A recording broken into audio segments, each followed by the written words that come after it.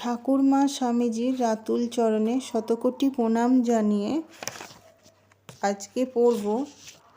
অনেকে দীক্ষা নেবার পর কিছুদিন খুব মন দিয়ে জপ ধ্যান করে ও বেশ আনন্দ পায়। তারপর সে ভাবটা ক্রমশ বা হঠাৎ চলে যায়, আর কিছুতেই বসতে ভালো লাগে না।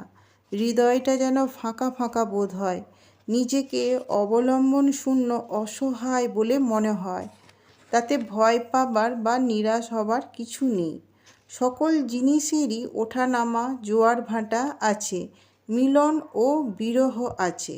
সাধকের মনকে আশা নিরাশায়, আলোয় অন্ধকারে আচ্ছন্ন করে।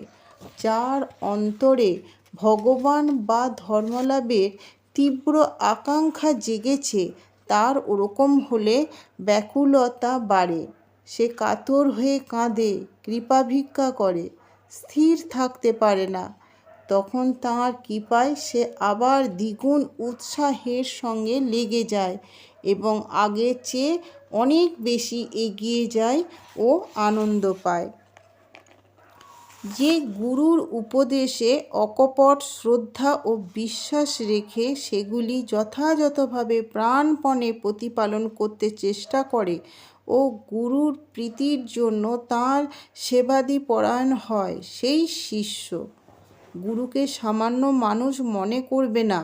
তাকে সাক্ষাৎ ঈশ্বর জ্ঞান করে সমস্ত হৃদয় দিয়ে ভালোবাসলে ও ভক্তি করলে ধর্মপথে দ্রুত উন্নতি ও সিদ্ধিলাভ হয়। সদ্গুরুই হৃদয়স্থিত পরম গুরুর সঙ্গে মিলন করে দেন। তার মধ্যে দিয়েই আধ্যাত্মিক ধারা শিষ্যে প্রবাহিত হয়। এমনকি গুরু কৃপায় সমস্ত অভীষ্টই লাভ হয়, কিন্তু শিষ্যকেও সেই রকম উপযুক্ত অধিকারী হতে হবে।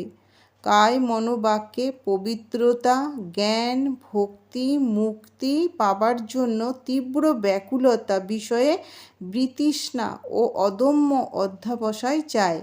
গুরুরও শাস্ত্র মর্মজ্ঞ, পাপশূন্য ও ব্রহ্মনিষ্ঠ হওয়া চাই। তিনি ভোগেচ্ছা শূন্য, নিঃস্বার্থ ও পরহিতব্রত হবেন। সর্বজীবে তাঁর দয়া ও প্রেম সমভাবে থাকবে। আজ এই পর্যন্ত। ভালো লাগলে সাবস্ক্রাইব করে পাশে থাকবেন। মায়ের কৃপায় সকলে সুস্থ থাকুন, ভালো থাকুন, আনন্দে থাকুন।